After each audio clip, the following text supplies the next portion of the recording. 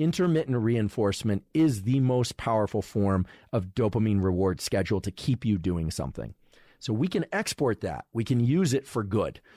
If there's something that you're pursuing in life, whether or not it's an academic goal or a financial goal or a relationship goal, one of the things that you can do to ensure that you will remain on the path to that goal for a very long time and that you will continue to exceed your previous performance, as well as continue to enjoy the dopamine release that occurs when you hit the milestones that you want to achieve, is to occasionally remove reward subjectively. But let's say you set out a certain financial goal, or let's say you want to get a certain number of followers on whatever social media platform. As you reach each one of those goals, you should know now that the amount of dopamine is not going to peak. It's actually going to diminish and make you crave more. The key to avoiding that crash, but to still keep it in healthy levels that will allow you to continue your pursuit, is as you are staircasing toward your goal, maybe that's dollars, maybe that's followers, maybe that's grades, maybe that's some other metric, it's medals or trophies, you actually want to blunt the reward response for some of those intermediate goals.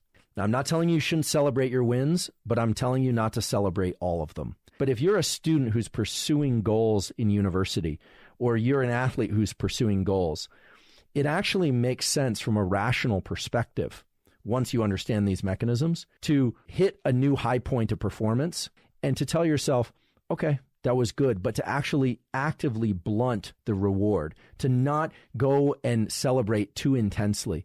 Because in doing that, you keep your dopamine system in check and you ensure that you're going to stay on the path of continued pursuit, not just for that thing, but for all things.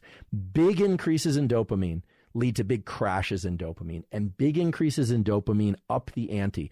They increase the extent to which you are willing to invest time and energy in order to achieve goals and rewards that may be out of your reach. So to make this crystal clear, celebrate your wins, but don't celebrate every win. That's one way that you can ensure that you're going to continue down the path of progress. But if you're somebody who's simply going to be in pursuit and you're going to really register your wins and you think that that's going to actually make you a better performer, it will in the short term, but not in the long term. So you can lift the what Las Vegas and Atlantic City and other gambling mechanisms and places have known for a long time. They lifted it from the scientists. You can now take it back and you can start to leverage that, and you just make it intermittent. You reward yourself not on a predictable schedule. So not every other time or every third time or every 10th time, but sometimes it's 3 in a row, then not at all for 10 days.